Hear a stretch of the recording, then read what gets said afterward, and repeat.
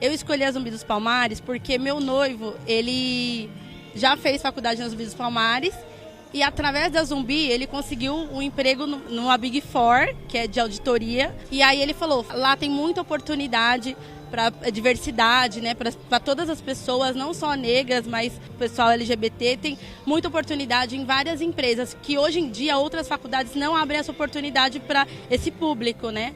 Ao se matricular na Universidade Zumbi dos Palmares, você ganha uma bolsa de estudos integral para um curso de inglês online, a garantia de uma formação completa. E nós, negros mesmo, a gente não tem muita oportunidade nessas empresas grandes. E hoje, graças a Zumbi dos Palmares, eu consegui entrar, fui efetivada em 5 meses de estágio. E é uma oportunidade, nossa, que só a Zumbi conseguiu me proporcionar. Nunca pensei em desistir. O caminho era difícil, muitas vezes cansativo. Eu chegava em casa meia-noite, meia-noite e meia. Mas eu falei, eu não vou desistir. E aí, graças a Deus, hoje estou aqui. A preparação para encarar os novos desafios do mundo e se destacar no mercado de trabalho. Universidade Zumbi dos Palmares. Sem educação, não há liberdade.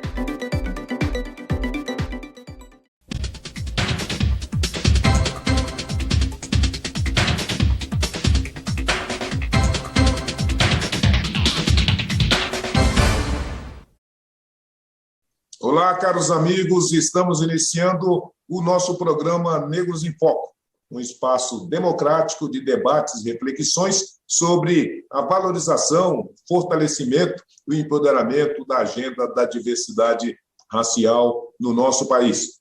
Hoje nós estamos recebendo as companhias agradabilíssimas tanto do professor, doutor Humberto Adami, que fala conosco diretamente do Rio de Janeiro, e também do professor Marcos Antônio, professor da casa, e que, de novo, empresta o seu brilho para a gente debater um tema para lá de urgente e para lá de necessário, que é a violência na política. Mais uma vez, né, uma pessoa, um indivíduo, um brasileiro que manifestava a sua opinião política por uma manifestação terrível de falta de respeito e também falta de compreensão dessa posição adversa, ao final, que produziu, então, mais uma vítima fatal, que foi, então, Marcela Arruda, não é, que celebrava a sua festa de aniversário e fazia ali, né, uma celebração, a sua dimensão petista, né, as suas preferências pelo Partido dos Trabalhadores, quando, então, teve a sua festa que foi invadida também pelo José da Rocha, e ali desferiu vários tiros, matando o Marcelo, produzindo danos terríveis. Nós queremos também trazer a nossa preocupação, porque isso já vem no enredo do que o Brasil tem debatido nos últimos meses, nos últimos anos, que a polarização está chegando ao extremo, que a violência está ganhando foros e perdendo o controle, e que as vítimas têm se apresentado a todo momento. E o fato é de que, sim, estamos com uma espiral de violência política no Brasil, mas também que nós estamos com uma espiral de violência política no mundo, de modo que, se não justifica, e não justifica o que aconteceu com o Marcelo, o fato é que nós estamos dentro de uma conjuntura que a gente pode imaginar e pensar que o Marcelo é também fruto de todo o entorno em que essa questão da violência está colocada. Professor Marcos Antônio, tem algum fato novo nessa violência política do Brasil que está muito bem simbolizada pela morte do Marcelo, ou ela é só o desenvolvimento de alguma coisa maior que está em curso em várias partes do mundo? Eu entendo uma coisa, essa violência, esse tipo de comportamento sempre houve. A diferença hoje é que ele está supostamente autorizado. Isso é que é muito complicado. Parece que existe, vindo de cima, uma notícia de que isso é permitido. E não é. Isso não é aceitável. Isso não é alguma coisa que possa ser colocada dentro do campo da civilização. Eleições, disputa política, num ambiente democrático, num país que tem uma Constituição republicana, democrática, que prestigie o Estado de Direito. Isso não pode acontecer. A emoção que eu tenho não é boa.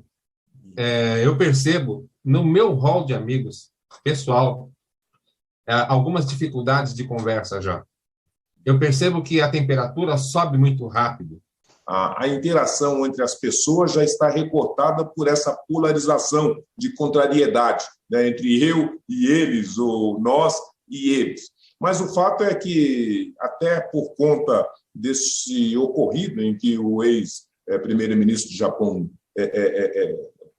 Abe, também acabou sendo vitimado, sendo assassinado em praça pública, e ao mesmo tempo que também, né, o Capitólio, lá nos Estados Unidos, foi invadido por uma turba e quase que chega assim ao limite, né, do inimaginável. Essas duas coisas apontam que nós estamos num momento muito conflituoso da política no mundo e no Brasil. Essa convivência com essa nova onda da direita, né, um pouco antes do programa nós fazíamos um breve diálogo e foi lembrado pelo senhor também a questão da Primavera Árabe. Tudo isso são influências muito importantes e que trazem frutos, né? Pensando na França, a última eleição francesa, ela trouxe ingredientes de risco, de perigo, que a gente não encontrava antes. Nos Estados Unidos, nós percebemos que realmente o evento do Capitólio, inclusive pela própria investigação do Congresso americano, mostra que teve propósito, teve pretexto, teve foco, teve método. Um método que, inclusive, nós identificamos em algum momento aqui no Brasil já, com as mesmas receitas, discutindo as eleições, a validade do processo. Isso tudo é muito ruim. Isso não nos leva a um ambiente de segurança. O assassinato do ministro japonês, do ex-ministro japonês, é um fato basicamente isolado, num lugar que não teve morte, teve uma morte. Então, é bem isolado lá. Daqui da Primavera Árabe já está lá muito, muito atrás. Mas aqui no Brasil, em outras partes, especialmente no Capitólio, aí tem uma semelhança, que ela foi estimulada pelo primeiro gestor do país, lá como o Trump, e que está sob investigação do Congresso americano. Agora, a daqui, ela tem sido estimulada desde o primeiro dia da campanha e também da própria gestão do país. Nós tivemos, dentro desse contexto, a morte dos indígenas, a morte do jornalista inglês, a morte do Bruno Pereira, e que faz parte da desestruturação das instituições políticas brasileiras, quer seja a Procuradoria-Geral da República, a FUNAI, com a constante fustigação dos negros brasileiros em formas de ostensiva. O professor Marcos Antônio, de novo, né, eu quero enfatizar isso. É lógico e é óbvio que nós temos registro, não precisa nem ser fazer muito esforço, é só entrar nas redes sociais para saber o quanto essa polarização e esse confrontamento está vivo e presente na relação de pessoas e mesmo de parentes, familiares, coisas que tais. Mas eu estou dizendo que não existe um fato único a fundamentar essa questão. Eu estou dizendo, aliás, estou dizendo não, eu estou elucubrando que, se a gente olhar o nosso entorno, nós vamos perceber que a violência na política está estampada. Né? Nós estamos dizendo, olha, a ex-presidenta do Peru acabou de ser presa ainda esses dias, né? Porque ela tomou o poder e fez o que fez. Aqui no Paraguai, da mesma maneira. No Chile, a esquerda chegou, fez uma constituição que está sendo contestada. Não é? Da mesma forma, nós estamos dizendo que a Argentina está de novo com um confrontamento muito sério. Nós estávamos aqui conversando ainda sobre o Haiti, né? O presidente foi assassinado à luz do dia. Enfim, então nós estamos com uma dificuldade muito séria na gestão da democracia e do controle da violência. Aí o que eu estou né, convocando e chamando vocês ao debate, é se isso é só uma expressão de um fato localizado no Brasil ou se isso faz parte de uma conjuntura em que a política, de fato, está sendo ameaçada. Olha, professor, eu gostaria de fazer um recortezinho pequeno. Eu acho que isso faz parte de um contexto. É um contexto que não reconhece fronteiras. Até porque o que nós estamos acompanhando, essa espiral, né, de fortalecimento e de ampliação dessa violência, e uma violência que sai do controle, inclusive, dos partidos e chega agora, não é, como nós vimos aí nesse caso, sim, pelo menos dentro da casa das pessoas. Não é? E, logicamente, como o senhor bem disse, com muita propriedade, os primeiros a desligar esse botão aí de pânico precisam ser os partidos, precisam ser os dirigentes políticos, os partidários, não é? E, sobretudo, os meios de comunicação, que precisa também ajudar, né, distender essa situação para a gente não perder o controle. Mas o fato é de que o tempo atual traz esse fortalecimento desse embate, e esse embate tem produzido essa que é uma realidade da qual nós não podemos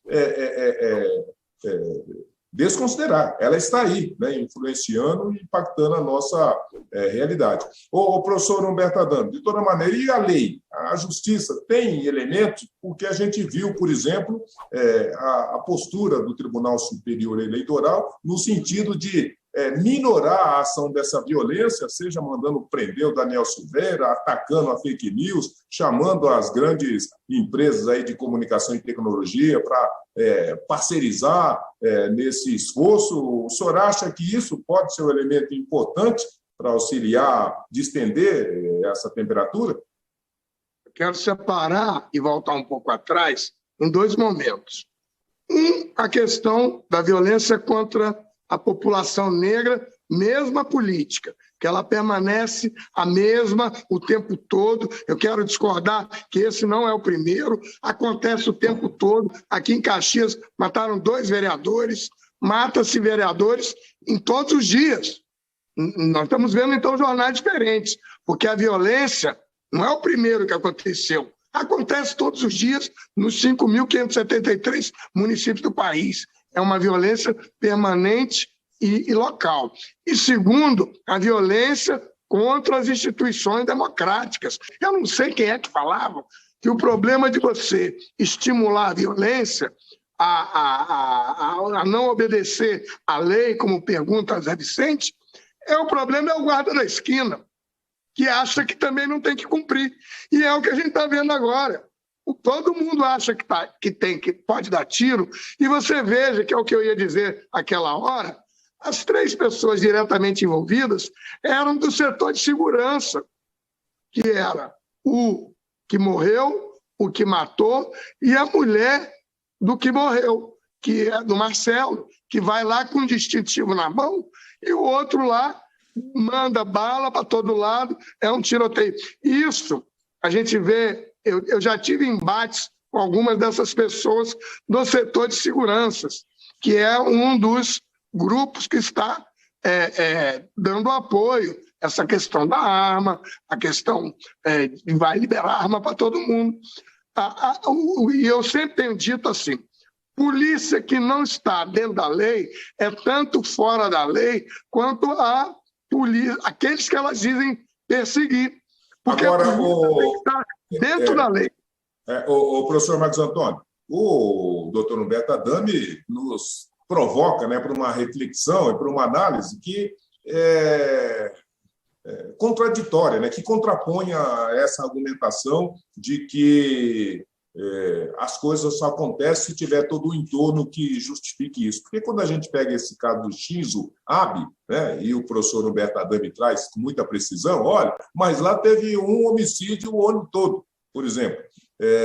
E as pessoas que têm arma no Japão, segundo as estatísticas, são 250 mil pessoas. Ou seja, as pessoas não têm arma no Japão, o homicídio não acontece no Japão e a política, teoricamente, sempre está dentro de uma conformidade, de uma pacificidade, diríamos assim. Mas, mesmo assim, desavisado lá qualquer, pelos seus motivos, pegou uma garrucha e foi lá e matou o ex-primeiro-ministro. Não, arma manufaturada, arma artesanal. Uma arma que tem capacidade de matar alguém. Então, ele foi lá e fez isso. Nós estamos vendo que aqui no Brasil também, mais pessoas têm feito isso. Ou seja, seja de maneira coletiva ou de maneira individual, tem aí uma série de senões daqueles que não acreditam nas instituições, daqueles que não concordam, não é, com as ideologias que aí estão postas, nem com as direções políticas do seu país. E, para isso, no limite, ele se dispõe, inclusive, a tirar a vida das pessoas. Então, é nessa perspectiva que eu consulto novamente. A política não está conseguindo dar conta de atender às aspirações das pessoas, professor Marcos Antônio? Olha, dar conta, eu acho difícil, porque, na verdade, a política se faz por meio de pautas, né?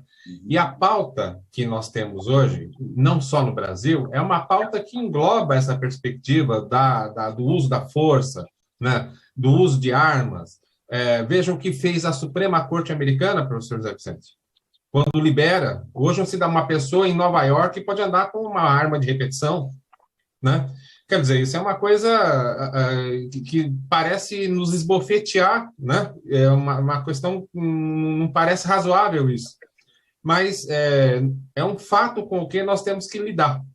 É um fato com o qual nós temos que lidar. E eu tenho comigo que nós vamos ainda passar, especialmente no Brasil, eu queria trazer de novo a luz para o Brasil, é provável que nós vamos ainda arrastar por alguns anos esse tipo de clima, né? Pois não. Então, eu pergunto para o senhor também, professor Marcos Antônio, o que eu perguntei para o doutor Humberto Adami. A gente tem visto um esforço, sobretudo do Supremo Tribunal Federal, do Tribunal Superior Eleitoral, no sentido de coibir essas atitudes de violência e de hostilização da política nas redes sociais pelos parlamentares. Está aí o caso do Daniel Silveira, está aí as prisões, tornozeleiras, etc. A Justiça tem meios de contrapor esse tipo de coisa, professor Marcos Antônio, na sua opinião? O Tribunal Superior Eleitoral tem mostrado que parece ser a primeira vítima da perda da sua força, né? Isso é muito ruim. O Tribunal Eleitoral ele está emparedado. Ele está emparedado por essa narrativa. Marco Antônio, deixa eu só, que vai acabar o tempo, eu não queria deixar de falar. Vocês viram coisa mais violenta do que o ministro da Defesa vinha ameaçar o Tribunal Superior Eleitoral de não vai ter eleição porque a Força Armada estava lá no cantinho? Ora, a violência disso é uma violência institucional de um cidadão que deveria estar a serviço da Constituição. Ele é um funcionário público e ele ameaça a torta à direito como pauta do governo federal. É por isso que quando o guarda da esquina pega o revólver para ir lá resolver no que ele não gostou de ouvir, isso tem um conteúdo muito nítido desse incentivo à população. E é isso. E a Justiça vai conseguir controlar isso, professor Marcos Antônio? Eu acho que sim. A Justiça tem que ser resgatada das mãos inertes daqueles que estão hoje aparelhando as instituições do Estado brasileiro. Muito bem. Professor Marcos Antônio, então, para finalizar, já que o doutor Humberto tomou o seu tempo, eu refaço a pergunta. Não, eu tenho comigo que a Justiça Eleitoral vai precisar mostrar os dentes. Muito bem. As instituições têm que reagir. Professor Marcos Antônio, obrigadíssimo pela gentileza da sua presença, da sua contribuição. Doutor Humberto Adami, sempre enfático, e atropelando a agenda aí do professor Marcos Antônio, mas trazendo uma realidade viva do que as coisas, de como as coisas estão se dando e os exemplos de como esse debate que estamos fazendo, além de extremamente atual, é urgente e extremamente sensível. Nós estamos dizendo que pessoas estão morrendo, estão matando por conta de uma atitude, de uma postura que vem, sobretudo, daqueles que têm a obrigação de garantir a lei e a ordem, que têm a obrigação de pacificar o nosso país. Então, por conta disso, a nossa preocupação, por conta disso também nosso estado de alerta e atenção e a nossa contribuição em trazer esse debate para todos vocês caras telespectadores e caros telespectadores. Logicamente, a gente vai voltar, né, a essa agenda, a esse debate nos nossos próximos programas, e por conta disso eu convido você para que esteja junto conosco no nosso próximo programa Negros em Foco. Abraços a todos. Tchau. Eu escolhi a Zumbi dos Palmares porque meu noivo, ele já fez faculdade na Zumbi dos Palmares e através da Zumbi ele conseguiu um emprego numa Big Four, que é de auditoria. E aí ele falou, lá tem muita oportunidade para diversidade, né, para todas as pessoas, não só negras, mas o pessoal LGBT, tem muita oportunidade em várias empresas, que hoje em dia outras faculdades não abrem essa oportunidade para esse público, né? Ao se matricular na Universidade Zumbi dos Palmares, você ganha uma bolsa de estudos integral para um curso de inglês online, a garantia de uma formação completa. E nós, negros mesmo, tipo, a gente não tem muita oportunidade nessas empresas grandes. E hoje, graças a Zumbi dos Palmares, eu consegui entrar, fui efetivada em 5 meses de estágio.